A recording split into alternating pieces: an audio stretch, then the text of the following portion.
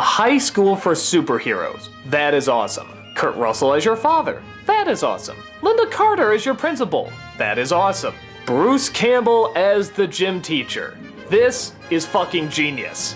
So why does nobody talk about Sky High?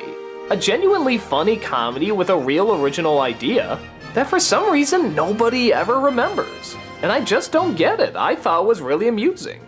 It's not one of the comedic greats, but it has a really fun idea and it takes every advantage that it can with it. That makes really good jokes that the whole family can enjoy.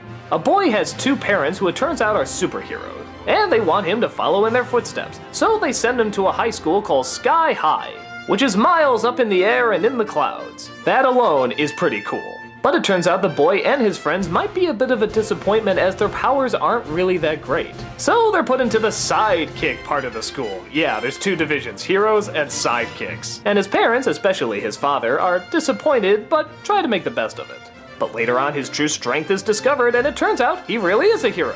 And this creates sort of a divide between him and his friends. And to make things even better, an evil villain from the past, it turns out, is trying to sabotage the boy to try and get revenge on his parents. From here on in, it's action, comedy, flying around, all that good superhero stuff. I really like the angles and the cinematography in this. It really feels like you're reading a comic book while looking at it, particularly with the lighting. The high schoolers in this don't talk as much as high schoolers, but more like Simpsons characters. In fact, the whole thing kind of feels like a Simpson episode, but in a good way. It's kind of aware of the relationships in both schools and family, and kind of mocks and has fun with it. Kids who get bit by radioactive insects or fall into a vat of toxic waste, their powers usually show up the next day. Or they die.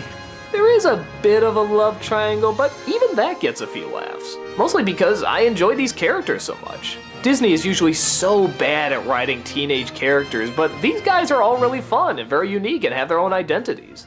It's one of those comedies that just throws joke after joke after joke at you, and there's some real good ones, particularly with the running jokes. For example, there's sort of a throwaway gag here where these two boys are making fun of this girl and she freezes them. Okay, that's funny enough. But then later in the movie, out of nowhere, it cuts back to them, and it's nighttime, and they're still there! Every once in a while in the movie, they'll just cut back to them still frozen, and you just can't believe, did nobody ever do anything to help these two? They just left them there the whole time? That's pretty funny.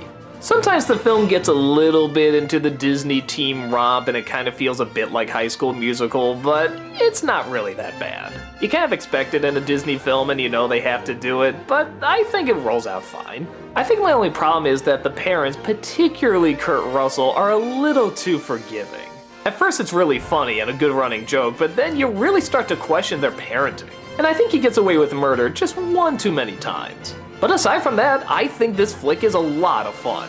It's a wonderful idea that's child-friendly and has some great gags for both kids and adults alike. It's not perfect, but it's not meant to be. It's supposed to be a fun little comedy adventure with some really creative ideas, and that's exactly what it is. Don't believe me? Check it out and take flight for yourself.